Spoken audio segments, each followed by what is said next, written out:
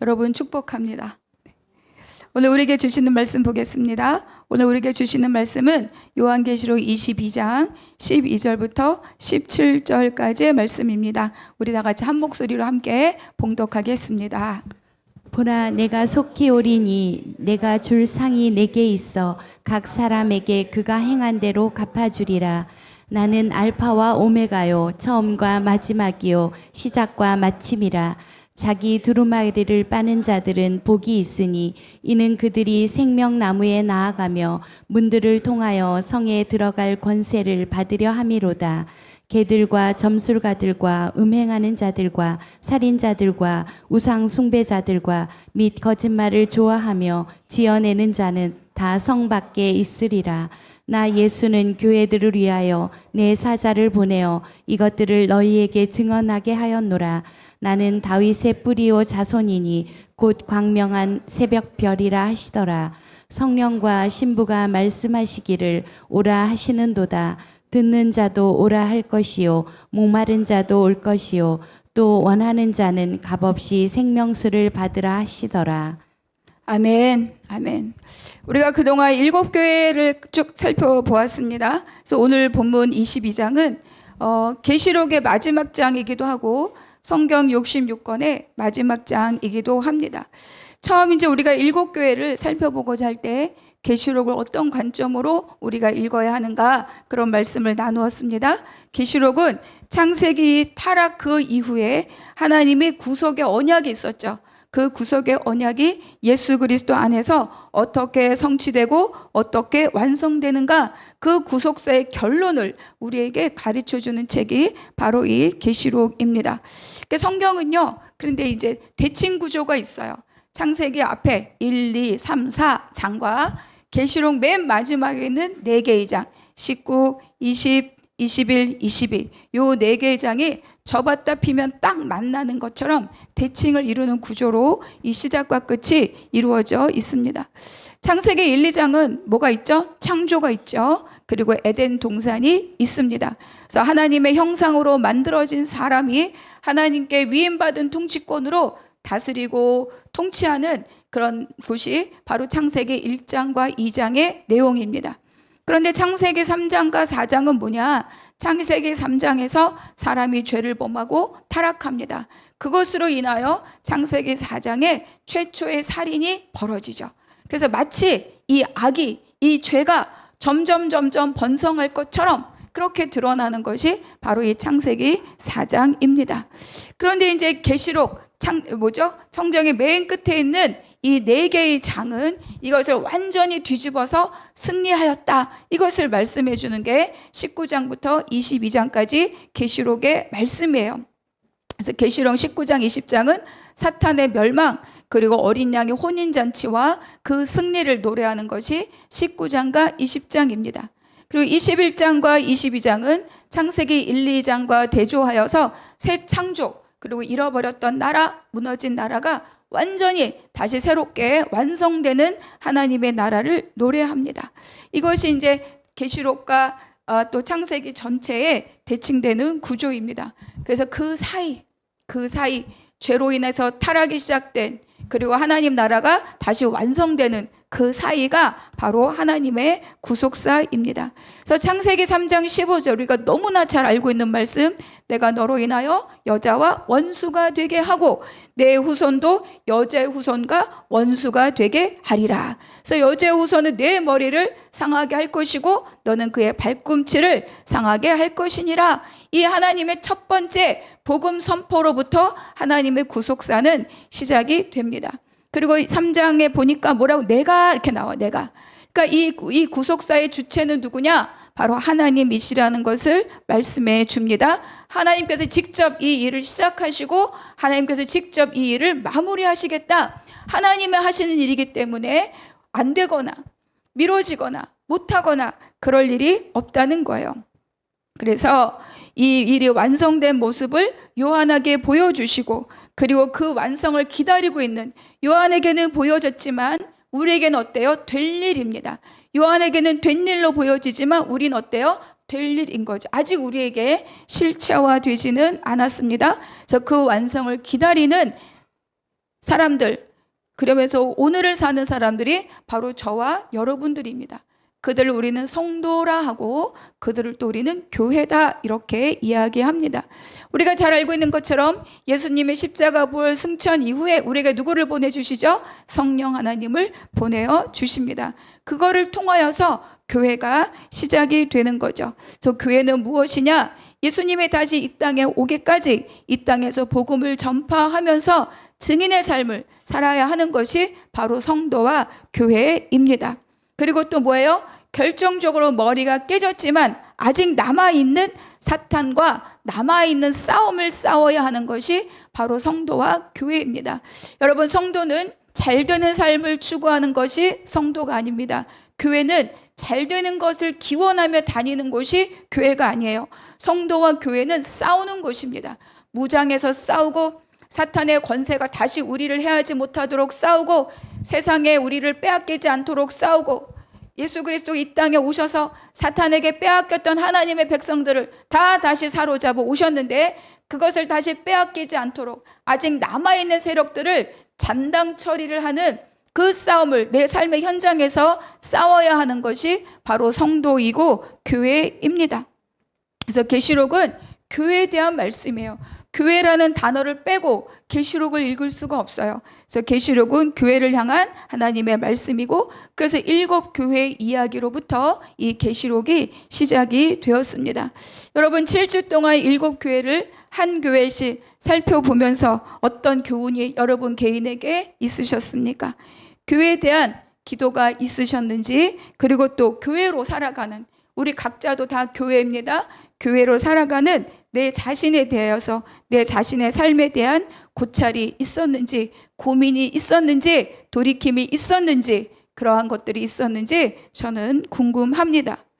이곳에 보여주는 7 교회들은 다 1세기의 극심한 박해 가운데 실존했던 교회들이에요. 제가 사진으로 몇 군데 그 유적물들을 보여준 것처럼 아주 극박한 그러한 환경을 그 박해를 견딘 것이 바로 이 교회들입니다. 그런데 그 교회들에 대해서 예수님은 칭찬도 하시고 그리고 책망도 하셨죠. 그 교회들을 향한 그 말씀들이지만 그 책망과 칭찬은 오늘 지금 2025년을 살아가는 지금 이 시대에 있는 모든 교회와 모든 성도들을 향한 말씀인 것을 믿으시기 바랍니다. 7 교회는 칭찬도 있었고 7 교회는 책망도 있었습니다. 뭐 책망받은 교회는 말할 것도 없는데 그런데 칭찬만 받은 2 교회가 바로 환난과 궁핍 그리고 작은 능력이라는 환경을 가지고 있었습니다. 그래서 이 그 칭찬받은 교회가 갖고 있는 이 환경 환난과 궁핍이 있고 작은 능력이 있다. 이것이 우리의 마음을 불편하게 합니다. 그리고 이들이 바로 신앙에 대해서 내가 신앙으로 살아가는 삶에 대해서 즐거운 기대감을 갖지 못하게 해요. 왜 그러냐? 둘 다 우리가 원하지 않는 환경이기 때문입니다. 여러분 중에 환난과 궁핍을 원하는 사람이 있습니까? 여러분 중에 작은 능력을 바라고 작은 능력 갖기를 소망하는 사람들이 있습니까? 그런 사람은 없습니다. 그렇기 때문에 이들이 칭찬은 받았으나 그들이 갖고 있는 환경, 환난과 궁핍과 작은 능력은 우리가 원하는 것이 아니에요. 그래서 하나님께 칭찬받는 것은 좋으나 그 환경은 내가 바라지 않는 이런 모순적인 감정들을 이 7 교회 사이에서 우리가 느낄 수밖에 없습니다. 그런 궁금증이 생기죠. 바르게 살아가는 신앙의 삶은 환난과 궁핍이 없으면 안 되는 건가? 환난과 궁핍이 꼭 있어야 바른 신앙생활을 할 수 있는 건가? 그런 것이 없이 편안하게 살아간다는 것은 우리에게 불가능한 일인가? 그렇게 사는 삶은 바른 신앙생활이 아닌가? 이런 궁금증과 안타까움과 답답함이 우리 안에 있을 수 있습니다. 그래서 예수 믿고 신앙생활을 한다는 것은 반드시 환난과 궁핍이 있어야 하나? 평안한 삶은 안 되나? 평안하고 넉넉한 삶은 바른 삶이 아닌가? 작은 능력이라고 하지 말고 정말로 무시당하지 않고 보란듯이 큰 능력으로 남들 앞에 아주 자랑하고 싶은 커다란 스펙으로 커다란 지위로 높은 이름으로 그렇게 보란듯이 살면서 예수 믿었더니 저 높은 지위에 올라갔구나. 예수 믿었더니 저렇게 부자가 되었구나. 예수 믿었더니 저렇게 자손들이 쭉쭉쭉쭉 잘 되는구나. 이런 것으로 복음을 증거할 수 있는 길은 없는 건가? 나에게 그런 믿음의 삶은 없는 건가? 이런 답답함이 우리의 가슴을 치고 갈 것입니다. 여러분, 잘 믿고 칭찬받는 신앙의 삶을 원하지만 환난과 궁핍을 원하십니까? 작은 능력을 원하십니까? 여러분, 우리는 그렇지 않아요. 어쩌면 여러분, 저와 여러분, 우리 모두는 차라리 내심 속으로 라우디게아처럼 살고 싶다. 나는 부자다. 나는 부요하다. 나는 넉넉하다. 나는 부족함이 없다. 그렇게 바라고 싶은 그런 삶을 우리가 내심 바라고 소망하고 살고 있는지도 모릅니다. 그런데 하나님은 우리를 그렇게 두시지 않아요. 왜 그렇습니까? 우리가 칭찬받는 삶, 그것은 단지 이 땅에서 삶을 말하는 것이 아니기 때문입니다. 그런데도 불구하고 칭찬은 받고 싶으면서 환난과 궁핍은 바라지 않는 이런 모순이 우리 삶에 왜 일어나는가? 바로 우리가 이 땅에 살고 있기 때문입니다. 우리가 이 땅에 살면서 우리가 알 수 없는 때를 기다리면서 오늘을 살기 때문이에요. 예수님이 내일 모레 오신대. 여러분, 우리 이틀 못 견딥니까? 견딥니다. 예수님이 2028년 2000 언제 오신대. 그때 다 심판받고 다 하나님의 놀라운 복을 다 줄 사람에게 주고 심판하고 상급을 주신대. 여러분, 그 시간 견딜 수 있을 것입니다. 그런데도 불구하고 우리는 그거를 몰라요. 때와 시기는 아버지께 있다라고 했습니다. 그래서 언제일지 모르는 그때를 바라보면서 오늘을, 눈에 보이지 않는 약속을 붙들고 오늘을 살아가야 되기 때문에 우리는 이 삶이 힘겹다는 겁니다. 여러분, 예수를 믿는, 예수 믿고 천당 갑니다. 나는 오늘 죽어도 구원받고 천국 갈, 천당 갈 믿음의 확신이 있습니다 라고 오늘 인생이 끝난다면 오늘 하루를 버티는 것은 어렵지 않을 거예요. 그러나 우리가 사는 시대는 그런 시대를 살지 않습니다. 그래서 우리 안에 무엇이 타고 들어오느냐? 적절한 믿음입니다. 적절히, 과하지 않게, 너무 손해보지 않으면서, 너무 후달리지 않으면서, 너무 환난당하지 않으면서 적절히 기도해서 내가 감당할 수 있을 만큼의 고난만 받고 적절히 살아서 너무 창피하지 않은 적절한 삶을 유지하고 싶은 그 적절한 믿음으로의 유혹이 끊임없이 우리를 타고 들어오는 거죠. 적절히 믿는다는 게 뭐냐? 주님을 믿는다는 것을 인하여서 받는 혜택은 받고 싶다는 거예요. 기도하라, 내가 응답하리라, 내가 너에게 주리라. 그러니까 어때요? 내가 갖고 싶은 것, 원하는 것, 요구하는 것, 그런 것은 기도해서 내가 갖고, 그러나 하나님께서 나를 다루어 가시는 광야의 손길, 다루어 가시는 훈련의 손길, 다루어 가시는 고난은 내가 거절하고 싶은 거죠. 하나님, 저 그렇게까지 믿고 싶진 않아요. 그렇게까지 살고 싶진 않아요. 굳이 그렇게까지 해야 됩니까? 이런 질문이 끊임없이 내 안에서 올라오는 거예요. 그래서 하나님이 나를 성장시키려고 다루어 가시는 훈련은 거절하고, 광야는 거절하고, 그래서 우리 안에 뭐가 가장 힘있게 움직이느냐? 별탈 없이, 큰 무리 없이, 적절한 선에서, 너무 가난하지도 않고, 이왕이면 부자면 좋겠고, 적절하게 그렇게 살기를 소망하는 그 적절함이 우리를 계속 유혹하고 우리의 신앙을 계속 타고 들고 있고, 그 선에서 우리는 안주하고 싶어 합니다. 그래서 신앙생활은 없고 교회 생활로 끝나는 경우들이 많이 있습니다. 삶의 변화가 없고, 가치관의 변화가 없고, 선택의 변화, 선택의 기준의 변화가 없고, 주님을 따라 성장하는 모습은 없고, 그저 모여있는 장소만 교회일 뿐 세상 모임과 별반 다를 것 없는, 나누어지는 대화나 거기서 추구하는 방향이나 소망하는 것들이 카페에서 다루어지는 내용이나 교회 소그룹 안에서 다루어진 내용이나 별반 다름없는, 그저 잘 되는 그런 삶을 바라고 소망하는 경우들이 많이 있습니다. 우리 교회는 그렇지 않으리라고 믿고 담대히 말씀을 드리는 것입니다. 그래서 성경에서 이 7교회가 우리에게 보여주고자 하는 것이 무엇이냐? 그들은 환난을 당했어, 그들은 궁핍을 당했어, 그들은 부요했어, 그거를 보여주는 것이 아닙니다.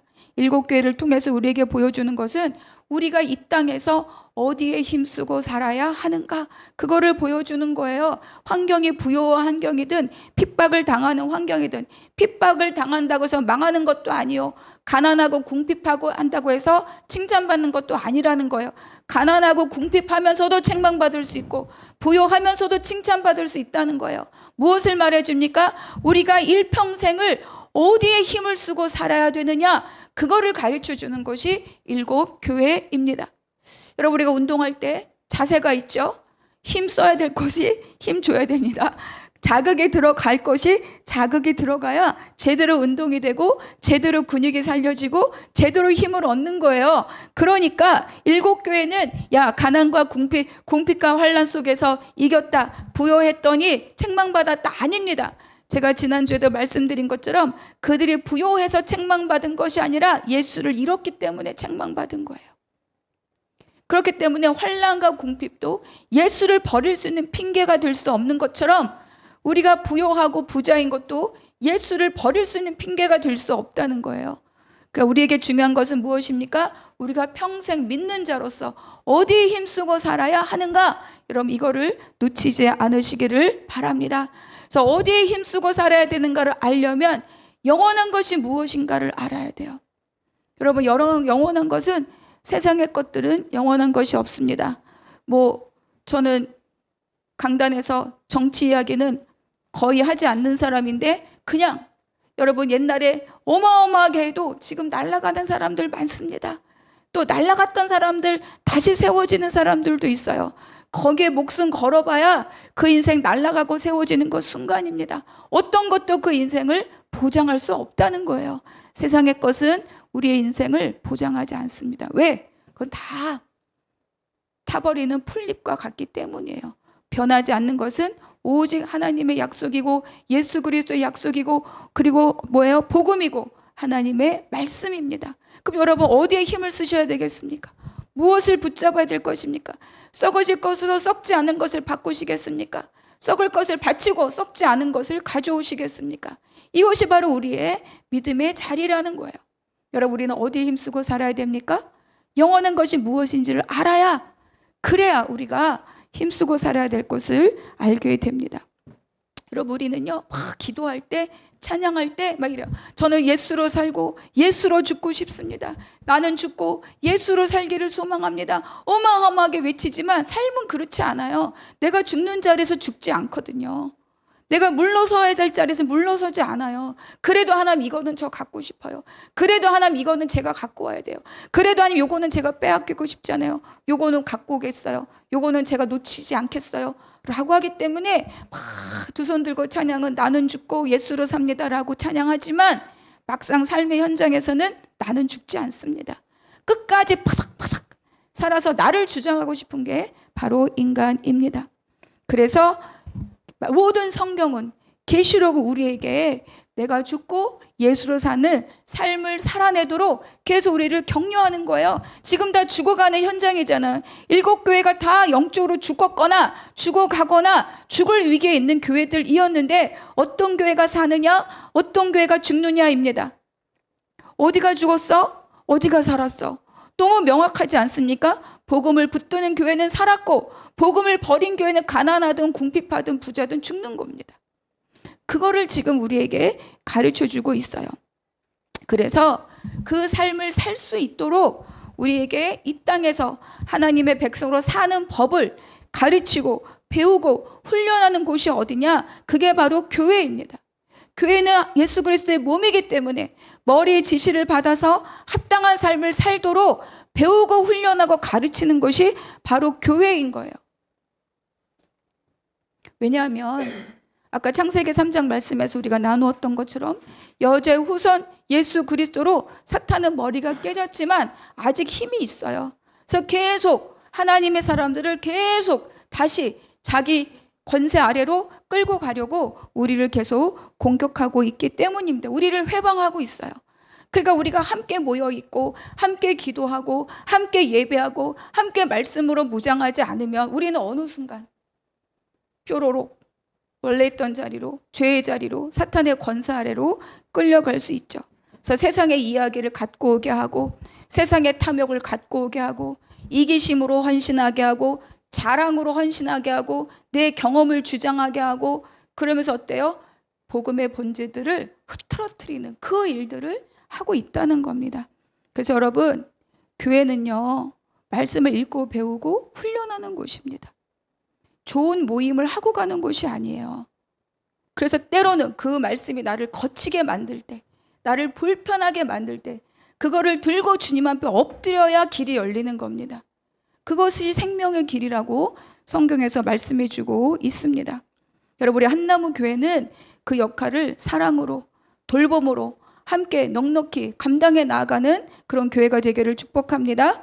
그래서 오늘 마지막 장에서 정확하게 완성될 하나님의 나라가 어떠한 것인지를 우리에게 가르쳐 주고 있어요. 본문으로 읽진 않았지만 22장의 1절과 2절 같이 한번 읽겠습니다. 시작. 또 그가 수정같이 맑은 생명수의 강을 내게 보이니 하나님과 및 어린 양의 보좌로부터 나와서 길 가운데로 흐르더라. 강 좌우에 생명나무가 있어 12가지 열매를 맺되 달마다 그 열매를 맺고 그 나무 잎사귀들은 만국을 치료하기 위하여 있더라. 1절과 2절에 보니까 생명수의 강과 생명나무가 나옵니다. 여러분, 이 두 가지는요, 굉장히 중요한 요소예요. 왜냐? 인간이 범죄함으로부터 다 차단된 것이 생명수의 강과 생명나무이기 때문이에요. 그러니까 결국은 생명나무는 아담과 하와가 범죄하여서 선악을 알게 하는 나무의 실과를 따먹는 그 순간 차단되고 하나님이 다 불검과 화영검으로 못 들어가도록 보호하신 나무가 뭐예요? 바로 그 생명나무입니다. 그리고 창세기 2장 에덴으로부터 흘러나온 4개의 강이 있어요. 다 에덴으로부터 흘러나온 생명의 강들입니다. 그러니까 이것은 우리에게 뭘 말해주느냐? 에스겔 47장에 보면 뭐죠? 성전으로부터 물이 흘러나와서 사해에 이르고 사해 있는 모든 고기들, 죽은 고기들이, 죽은 생물들이 다 살아나는 것을 47장에서 우리에게 말씀해 주고 있죠. 성전 문지방에서 물이 흘러나온다. 그런데 오늘 1절에서 뭐라고 말합니까? 어린 양의 보좌로부터 생명수의 강이 흘러나왔다. 이것은 어린 양의 보좌가 있는 새 예루살렘 그 성이 곧 하나님 예수 그리스도의 지성소이며 어린 양과 하나님이 바로 성전임을 우리에게 가르쳐주고 있는 거예요. 그러니까 그 성전으로부터 흘러나오는 물, 그것이 바로 우리에게 생명수의 강이고 그리고 우리 생명의 근원이다, 이렇게 우리에게 말씀해주고 있죠. 바꿔 말하면 우리가 잃어버렸던 에덴 동산, 그것이 완전하게 회복되었음을 이렇게 말씀하고 있는 거죠. 여러분, 우리 모든 생명의 근원은 아무것도 아닙니다. 다른 것이 아니라 오직 하나님으로부터 옵니다. 그분으로부터 생명이 흘러오고 그분으로부터 생명수의 강이 오는 거예요. 그랬을 때 죽어가는 것, 생명을 잃은 것, 모든 것들이 어때요? 다 회생하고 살아나고 회복된다는 것을 여러분 믿으시기 바랍니다. 그래서 그 새 예루살렘의 백성들이 된 믿는 자들은 영원토록 세세토록 왕노릇한다. 예수님과 함께 동행하고 그분과 함께 거하면서 다시 그 통치권을 회복하여서 왕노릇한다, 이렇게 말씀해서 약속하고 있습니다. 그러니까 하나님의 백성에 대한 궁극적인 약속의 완성을 이렇게 말씀해주고 있는 거죠. 근데 여러분, 우리가 기억할 것이 있어요. 그러면 그때는 세세토록 왕노릇하는 그 삶은, 생명수의 강과 생명나무를 먹고 마시고 누리는 그 삶은 내가 죽은 다음에 이루어지는 삶이냐? 여러분, 만약에 그렇다면 우리가 지금 기락을 쓰고 예수를 믿을 필요가 없죠. 그렇다면 우리의 삶이 너무너무 염세주의적이 되고 패배주의자가 됩니다. 뭘 해도 지금은 어쩔 수 없고 죽으면 좋은 일이 있대. 뭘 해도 지금은 힘이 없고 나중에 죽으면, 그때 가면. 그런데 하나님이 예수 그리스도를 통해서 우리에게 주신 그 생명의 삶은 그런 삶을 말씀하는 것이 아닙니다. 여기에서 누리는 삶이, 여기, 지금 여기, here and now, 그것이 바로 구속사를 따라가는 우리들의 영성이 되어야 할 것입니다. 언젠가 죽은 다음에 그때 생명수 마실 거야, 언젠가 죽은 다음에 그때 생명나무 열매를 볼 거야 라고 한다면 우리 오늘의 삶은요 굉장히 패배주의적이고 염세주의적이 될 수가 없습니다.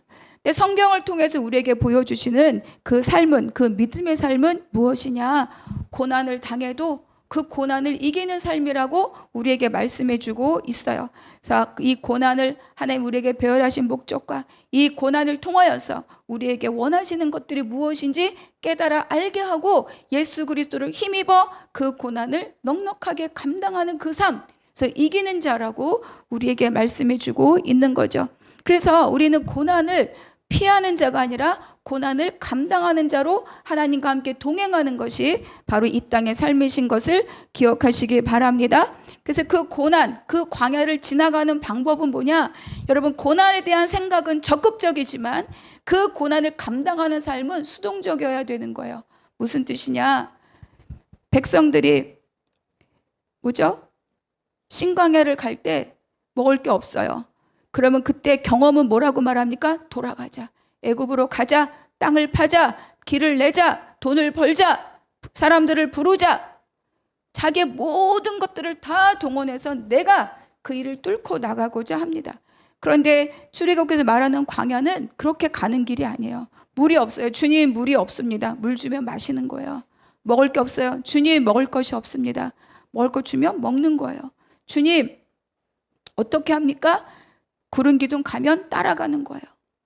그런데 거기서 내가 잘 안다고 그 광야를 갈 때 구름 기둥은 멈춰 있는데 내가 날씨를 보아하니 지금 가야 돼 라고 길을 나서는 순간 어때요? 그 생명은 보장받을 수 없는 거죠.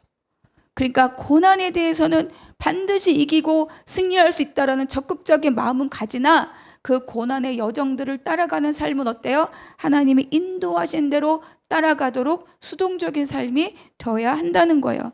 그래서 수동적으로 지나가기 위해서 내가 쓸 수 있는 힘 쓰지 않고 내가 동원할 수 있는 능력 동원하지 않고 하나님이 이끄시는 대로 따라가기 위해서 기도하는 겁니다. 그게 나는 죽고 예수로 사는 삶이에요. 제가 저의 광야가 매우 길었는데 제가 돌이켜 볼 때마다 무엇을 깨닫게 되느냐? 그때 내가 얼마나 애쓰고 힘썼는지, 내가 아는 사람을 동원하고 내 힘을 동원하고 내 능력을 동원하고 내 스펙을 동원하고 내 인맥을 동원해서 내가 기필코 이거를 내 힘으로 넘어가리라. 그것이 아닌 거예요. 고난과 광야는 하나님이 이끄시는 대로 가야 넘어가집니다. 이끄신 대로 따라가는 게 자기 부인이에요. 내가 생각할 때 지금 이거 치면 넘어갈 것 같은데 아니라고. 돌아가라 그럼 돌아가고, 서 있으라 그러면 서 있고, 가라 그럼 가는 거예요. 거기가 내가 죽는 현장입니다. 근데 거기서 내 의지를 발동해서 내가 하늘을 보니 가야 돼. 구름 기둥 서 있는데 내가 막 사람들 충동이 아니야 가야 돼. 못 갑니다. 주님이 이끄시는 길을 내가 막을 수가 없어요. 못 갑니다. 그러니까 엎드려 기도해야 되는 거예요. 내 의지를 꺾기 위해서, 내 자아를 죽이기 위해서. 그래서 진정한 광야는 뭐냐? 먹을 게 없고 마실 게 없는 게 광야가 아니라 그 현재 나를 꺾는 게 광야예요. 그게 제일 힘든 싸움입니다. 그거를 넘어가는 자를 주님이 뭐라고 하는 거예요? 이기는 자다 이렇게 말씀하시는 거예요. 나 혼자 이길 수가 없습니다. 내 의지로 이길 수가 없어요. 그래서 뭐 해야 돼요? 기도해야 됩니다. 이것을 하나님이 이끄시는 길대로 지나가기 위해서 기도해야 되고 또 이기기 위해서 기도해야 됩니다. 그래서 우리가 하나님 주시는 삶을 살아가는 가장 첫 번째는 뭐냐? 내가 죽고 예수로 사는 삶을 정말 살고 싶다면 내가 꺾기 위해서 모든 현장마다 기도하는 자들이 되시기를 바랍니다. 그래서 요한을 통해서 우리에게 주시는 우리까지 듣게 하시는 모든 말씀은 참되고 진실하다 이렇게 말씀하고 있습니다. 7절과 12절 같이 읽어보겠습니다. 시작. 보라 내가 속히 오리니 이 두리마리의 예언의 말씀을 지키는 자는 복이 있으리라 하더라. 보라 내가 속히 오리니 내가 줄 상이 내게 있어 각 사람에게 그가 행한 대로 갚아주리라. 주님은 속히 온다. 내가 속히 오리라. 이렇게 말씀하고 있습니다. 이것은 주님의 재림에 대한 임박성을 말해주고 그 소식을 들은 하나님의 백성들이 긴장하고 주님 말씀 앞에 서기를 요청하는 주님의 말씀인 거죠. 정말 그때 막 핍박을 당하던 그런 교회들에게 내가 곧 오리라 이 말씀이 너무너무 큰 위로가 됐을 거예요. 그런데 우리는 어떻습니까? 핍박이 없잖아요.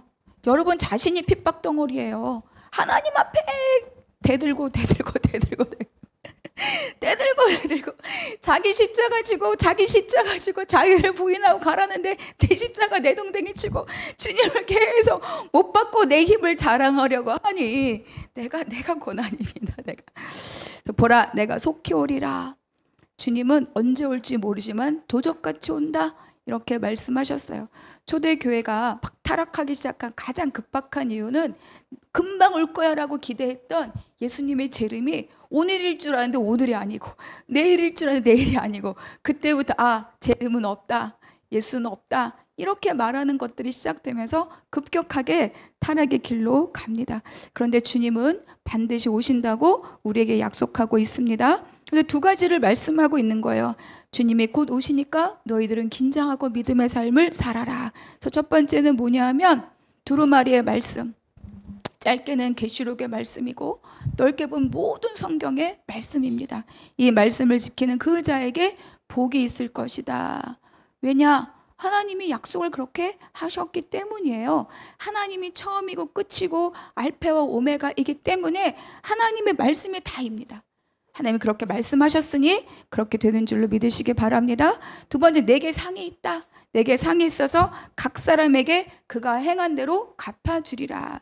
여기서 상이라고 하는 것은 잘한 사람들에게 주는 것만을 말하지 않아요. 이 상이라고 하는 원어에는 상과 벌의 의미가 다 있어요. 그러니까 누군가에게 상을 줄 권세, 벌을 줄 권세에게 누구에게 있습니까? 주님께 있다. 무엇을 말하느냐? 주님이 모든 것이다. 주님이 주권자이고 주님의 통치자이다. 이거를 말씀해 주는 거죠. 그래서 그것을 13절에 이렇게 말하는 거예요. 예수님이 알파와 오메가요, 처음과 마지막이고 시작이고 마침이다. 예수님이 이 모든 일들에 대해서 세상을 시작하셨기 때문에 예수님의 마침이라는 단어는 완성이라는 의미도 갖고 있어요. 시작했으니 내가 완성한다. 그러니까 처음에도 말씀드린 것처럼 모든 구속사의 주체는 누굽니까? 바로 하나님이시고 예수 그리스도를 통해서 우리에게 보여지는 것입니다. 모든 것을 주님이 완성합니다. 그러니까 반드시 이루어집니다. 내가 원하는 때가 아니고 내가 기대하는 때가 아니라 할지라도 어때요? 반드시. 그래서 예수님이 이 땅에 오심이 이미 이루어졌고, 그렇기 때문에 다시 오심도 어때요? 이루어지는 거예요. 오심이 이미 이루어졌기 때문에 다시 오심도 반드시 이루어진다. 그러니까 오늘을 사는 삶은 언제 오실지 모르지만 반드시 오실 그분을 기억하면서 오늘을 내가 주의 백성답게 성실하게 사는 거예요. 그래서 그때도 제가 말씀드렸죠. 성경에서 말하는 시간은 오직 오늘밖에 없습니다. 어제 내가 주님 앞에 순종했다고 오늘 보장되는 게 아니라 날마다입니다. 날마다 매일. 14절 함께 읽겠습니다. 시작. 자기 두루마기를 빠는 자들은 복이 있으니 이는 그들이 생명나무에 나아가며 문들을 통하여 성에 들어갈 권세를 받으려 함이로다. 자기 두루마리와 두루마기는 다른 겁니다. 아시죠? 두루마기는 옷이에요. 자기 두루마기를 빠는 자들은 누구냐? 누굴 것 같아요? 복음을 믿는 자들입니다. 복음을 믿는 자들. 그래서 예수 그리스도의 십자가의 대속을 믿고 그 십자가를 통해서 우리가 의인으로 칭함 받았음을 믿는 자들, 그들이 곧 두루마기를 빠는 자들이죠. 그래서 이런 십자가의 은총을 입은 자들, 그래서 자기의 옷을 깨끗하게 씻음 받은 자들은 다시 죄로 돌아가지 않으려고 합니다. 여러분, 제가 드라이 새로 싹 해서 오늘 입고 왔어요. 제가 이거 아무데나 문대지 않을 거잖아요. 그렇죠? 제가 입던 옷이 이미 여기에 막 묻어 있다면 뭐 하나 더 튀는 거에 신경 쓰지 않아요. 근데 제가 싹 드라이하고 새로 싹 손질해서 입고 왔으면 뭐 하나 튀는 거 어때요? 조심하겠죠. 똑같은 거예요. 예수 그리스도 피로 씻음 받은 자들은 다시 자기의 삶의 죄로, 더러움으로, 부정함으로 다시 오염되지 않기 위해서 주님 앞에 어때요? 매일 날마다 정결한 삶을 살기 위해서 애쓰고 수고할 수밖에 없다는 거죠. 그래서 내 삶을 매일 지속적으로 정결하게 유지하는 자들입니다. 그들을 어떻게 인도하시냐? 14장 하반에 보니까 생명나무에 나아가며, 그렇죠? 문들을 통하여 성에 들어갈 권세를 받으려 함이라. 죄로 막혔던 그 생명나무로 갈 자격이 생겼어요. 오직 그 문을 열고 들어가게 하는 분은 누구다? 예수 그리스도 밖에 없습니다. 그 에덴에서 쫓겨났는데 그 성으로 다시 들어가요. 무슨 뜻이에요? 모든 신분, 모든 권세, 모든 자격이 다 회복되었다. 그거를 우리에게 말씀해 주고 있습니다. 그래서 에덴은 완벽한 하나님의 나라였습니다. 왜? 주님과 동행하고 주님이 통치하고 주님이 다스리는 곳이 바로 에덴 동산이었기 때문인 거죠. 그곳에서 아담은 그 권세를 위임받아서 대행자의 삶을 살았습니다. 저와 여러분은 그 자격과 신분을 완전하게 회복된 자들임을 믿으시기 바랍니다. 그러나 그것을 믿지 않는 자들, 부정하는 자들, 그런 자들은 이어지는 말씀에서 보는 것처럼 그 성 밖에 있으리라. 여러분, 성 밖에서 일을 가는 자들은 생명이 없는 자들인 거예요. 우리는 성 안에서 주와 더불어 동행하는 그 삶을 넉넉히 누리게 되시기를 바랍니다. 히브리서 10장 20절에 이렇게 기록합니다. 제가 읽어드릴게요. 그 길은 우리를 위하여 휘장 가운데로 열어놓으신 새로운 살 길이요 휘장은 곧 그의 육체니라. 이 문은 예수 그리스도이시오. 이 문을 열어준 자도 예수 그리스도입니다. 그래서 휘장 가운데로 길을 열어놓으셨대요. 그 휘장 그의 육체라. 그래서 그의 육체로 막힌 담을 허무셨죠. 예수 그리스도 십자가에서 다 이루었다. 그 순간 휘장이 찢어져서 우리가 은혜의 보좌 앞에 담대히 나아갈 수 있는 길이 열린 거예요. 그래서 예수 그리스도를 통해서 얻어진 길을 뭐라고 말합니까? 새로운 살길이다. 이렇게 말씀하고 있죠. 여러분, 예수 그리스도가 살길입니다. 여러분, 이걸 놓치지 마시기를 바랍니다. 여러분 스스로 다른 길을 찾아봐야 소용이 없어요. 살 길은 오직 한 길입니다. 예수를 따라가는 길이 살 길이에요. 내가 내 십자가를 지고 예수를 따를 때 나머지를 누가 하시는 거예요? 예수님이, 주님이 하신다는 거예요. 너의 모든 짐을 다 내게 맡기고 너는 나의 멍에를 메라. 내 멍에 내 동댕이 치고 내가 내 길을 찾을 때, 내가 웅덩이를 팔 때, 이사야서 터진 웅덩이라고 말합니다. 물을 모으지 못해요. 쌓을수록 물을 나는 수고해서 갖다 붓는데 터진 웅덩이기 때문에 모이지가 않아, 쌓이지가 않아. 그런데 겨우 내가 판 웅덩이에 내가 갖다 물을 쏟아붓고 있다는 거예요. 여러분, 우리 인생이 터진 웅덩이가 아니라 주님이 세워주신, 열어준 새로운 살길로 담대하게 나아가는, 저 하나님의 복을 누리는 저와 여러분 되시기를 바랍니다.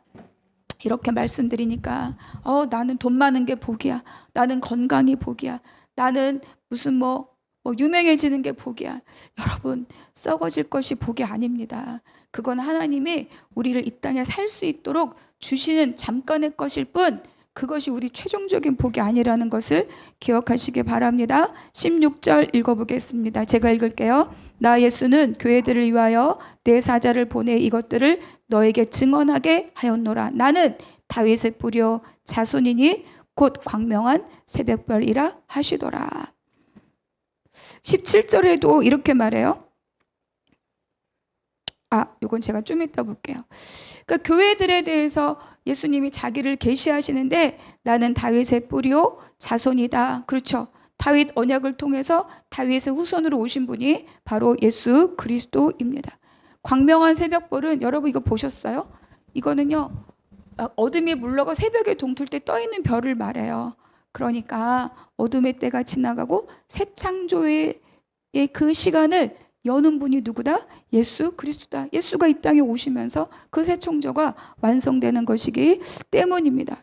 그래서 근데 나 예수는 이렇게 말씀하죠. 교회들을 위하여 내 사자를 보내어서 지금 여기에 들려진 모든 말씀을 증언하게 했다. 그러니까 계시록에는 교회라는 단어가 굉장히 많이 나옵니다.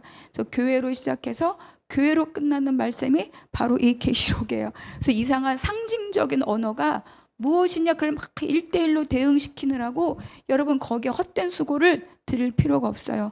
이건 첫 번째가 뭡니까? 교회를 향한 주님의 말씀인 것을 기억하시기 바랍니다. 그래서 에베소서 5장 25절에 이렇게 말합니다.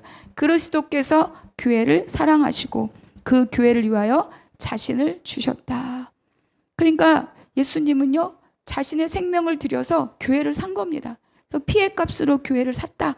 이렇게 말하고 있지 않습니까? 그래서 그 교회를 사신 이유가 뭐냐? 27절에 티나 주름 잡힌 것이나 어떤 것들이 없이 거룩하고 흠이 없게 하려 함이라. 그래서 17절에 성령과 신부라고 말하는 거예요. 여기서 말하는 신부는 뭘 말하느냐? 교회입니다. 교회. 각자의 성도를 포함한 이 교회를 신부라고 말씀하고 있는 거죠. 그래서 주님은 지금까지도 교회를 양육하고 교회를 보호하고 교회를 돌보고 계신다. 7 금초대 사회를 거니시는 주님. 그래서 교회의 주권자이시면서 교회를 간검하고 돌보고 양육하고 키우고 세우시는 분이 바로 예수 그리스도입니다. 그러니까 교회가 예수 그리스도를 잃어버리면 아무 힘이 없는 거예요. 예수 그리스도가 살아간 삶을 놓쳐버리면 아무런 의미가 없다는 것입니다. 그래서 우리는 다시 한번 예수 그리스도를 붙들고 그 복을 붙들고 강건하게 성장하는 우리 교회가 되기를 바랍니다. 17절 함께 읽겠습니다. 시작. 성령과 신부가 말씀하시기를 오라 하시는도다. 듣는 자도 오라 할 것이요 목마른 자도 올 것이요 또 원하는 자는 값없이 생명수를 받으라 하시더라. 그 성령과 신부입니다. 이 신부는 누구를 말한다고요? 교회를 말합니다. 교회. 여기 보니까 오라 오라 올 것이요 오라 오라 3번이나 지금 초청을 해요. 성령과 신부의 초청입니다. 그러니까 성령 하나님 하신 일은 뭐냐? 바로 십자가 부활 승천하신 예수 그리스도 사역을 증언하는 게 바로 성령이 하시는 일이에요. 그런데 그 성령이 혼자 하시지 않고 누구와 함께 한다고요? 교회와 신부와 성령과 신부, 성령과 교회가 예수 그리스도를 증언하는 그 일을 하고 있는데 그 예수 그리스도를 증언하는 그 일에 오라 오라 오라 이렇게 말합니다. 복음의 초청입니다. 그래서 계시록을 막 심판으로 생각하면 조금 계시록이 섭섭할 것 같아요. 계시록은 뭐냐? 초청의 말입니다. 초청의 편지예요. 복음으로 와라. 끝까지 안 믿고 대적하는 자들 어떻게 해요? 올 수 없지 뭐. 어떡합니까? 그러나 주님이 원하시는 끝까지 오라 오라 오라 성령과 교회를 통하여서 바로 복음으로 초청하고 있다는 것을 기억하시기 바랍니다. 그래서 성령이 교회와 함께 복음을 증언하는 그 일을 지금 우리도 함께하고 있다는 것을 오늘 본문에서 말씀해 주고 있습니다. 그래서 이사야서에 보면 이사야서만 한번 같이 읽어볼게요. 시작. 오호라 너희 모든 목마른 자들아 물로 나아오라. 돈 없는 자도 오라. 너희는 와서 사 먹되 돈 없이 값없이 와서 포도주와 젖을 사라. 지난주에도 함께 말씀을 나누었는데 사 먹는데 값없이 오래요. 무슨 뜻입니까? 내가 다 주는데 내가 값을 다 치렀어. 예수 그리스도 피로 다 값을 치렀고 너희는 와서 먹기만 하면 돼. 바로 포로되었던 이스라엘 백성들을 향하여서 하나님이 말씀하고 계시는 거예요. 그런데 예수님도 이 말씀을 하십니다. 요한복음 7장에 있는 말씀 같이 읽어보겠습니다. 제가 읽을게요. 시작. 같이 읽을게요. 명절 끝날 곧 큰 날에 예수께서 서서 외쳐 이르시되 누구든지 목마르거든 내게로 와서 마시라. 나를 믿는 자는 성경의 이름과 같이 그 배에 생수의 강이 흘러나오리라 하시니 예수를 믿으면 성령에 사로잡히면 내 배에서 생수의 강이 성전에서 생수의 강이 흘러나와서 죽은 생물들을 살리는 것처럼 나를 믿는 자는 예수를 믿는 자는 그 생명수의 강이 그로부터 또 나로부터 어때요? 흘러나와서 내 옆에 그 물을 마시는 자를 살릴 수 있다라고 말씀하고 계신 거예요. 그래서 여러분 우리가 이게 우리의 사명입니다. 내가 나를 믿는 자는 예수를 믿는 자는 어때요? 성경에서 이미 말씀하신 것처럼 그 배에서 생수의 강이 흘러나온다. 그 생수의 강을 마신 자는 어때요? 살아납니다. 그것을 예수를 믿는 자에게 똑같이 예수가 하신 그 일만큼 생명을 살리는 그 일만큼 예수를 믿는 자에게 동일하게 할 수 있고 해야 된다라고 우리를 초청하고 있는 거죠. 그리고 오늘 아까 읽었던 본문은 성령이 동일하게 요청하고 있는 거죠. 그래서 마지막 때에 교회가 성령과 함께 할 일은 복음으로 사람을 초청해서 살리는 일을 우리가 함께 해야 될 줄로 믿습니다. 그래서 이 사명과 이 부르심에 제가 있고 여러분이 있고 우리 한나무 교회가 있습니다. 그래서 우리는 7 교회를 살펴본 그 시간 동안 환난과 궁핍의 마음을 빼앗기면 안 돼요. 작은 능력에 마음을 빼앗기는 것이 아니라 하나님이 어떻게 일하고 계신가, 하나님이 그리고 어떻게 사용하고 계신가, 그것을 잘 볼 수 있기를 바랍니다. 여러분, 그래서 아까 우리 임집사님이 기도하실 때도 말씀하신 것처럼 우리 한나무교 어때요? 사람을 살리고 교회를 세우고입니다. 이것은 한 사람을 먼저 말해요. 여러분, 제가 여러분 각자가 살아야 됩니다. 여러분, 뭘로 사시겠습니까? 돈으로 사시겠습니까? 명예로 사시겠습니까? 학벌로 사시겠습니까? 여러분, 그거 별거 아니라고 이미 말씀드렸죠. 우리가 진정 사는 것은, 내 안에 생명이 있는 것은 예수 그리스도를 내가 품을 때입니다. 복음을 가질 때, 말씀을 가질 때, 그 약속을 가질 때 내가 살아나는 거예요. 그래서 날마다 말씀 읽고 날마다 기도하는 그 힘이 필요합니다. 여러분, 우리가 밥도 한 2끼 안 먹으면 어때요? 메가리가 없잖아요. 힘이 없어요. 싸울 수가 없습니다. 영적인 식량도 마찬가지예요. 내가 매일 무엇을 먹고 마시고 어디에 힘을 쓰고 있는가?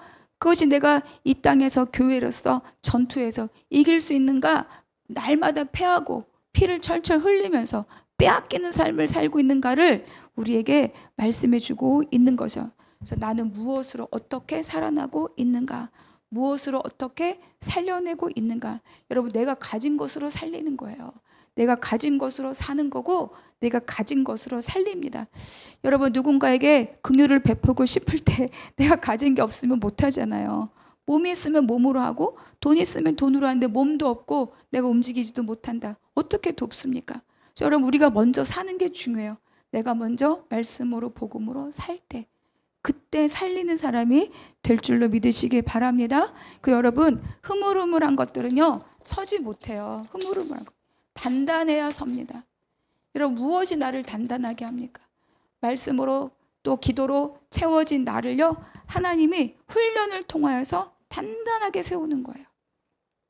그래서 하나님이 우리를 다루고 하시는 고난의 훈련과 함께 또 그 고난을 감당할 수 있도록 함께 교회에서 어깨동무하며 함께 세워져가는 교회의 훈련이 있어야 합니다. 그래서 여러분, 우리가 이거를 막 번거롭게 힘들게 버겁게 그럴 필요가 없어요. 오늘 하루, 그냥 오늘 하루입니다. 오늘 하루 함께 기도하고 오늘 하루 내가 바라는 것 교회를 위해서 한 번 더 기도하고 오늘 하루입니다.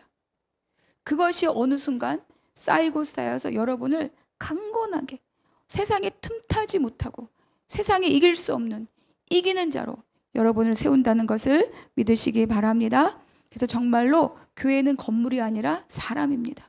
사람이 어떻게 무엇으로 채워지고 세워지는가, 그것이 그 교회를 결정짓습니다.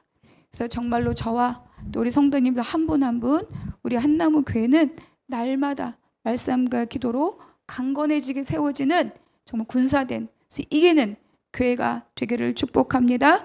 그래서 라오디게아냐 또는 빌라델비아 교회냐 환경이 중요하지 않아요. 그 환경 속에서 내가 무엇을 붙들고 어떤 영원함을 붙들고 사는가. 그래서 오늘 하루 또 일주일 동안 여러분이 강건하게 변하지 않고 썩어지지 않는 하나님의 것들을 붙들고 이기는 삶을 사시기를 주님의 이름으로 축복합니다. 그랬을 때 말씀을 지키고 생명을 살리고 교회를 세우는 한나무 교회로서의 사명을 다하는 저와 여러분이 되기를 축복합니다. 기도하겠습니다. 하나님, 감사합니다.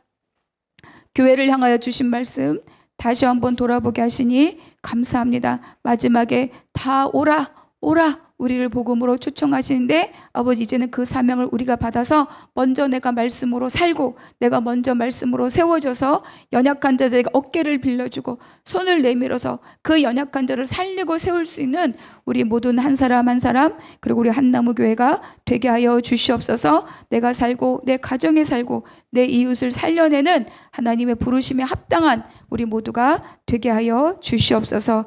감사하고 우리 주 예수 그리스도 이름으로 기도하옵나이다. 아멘.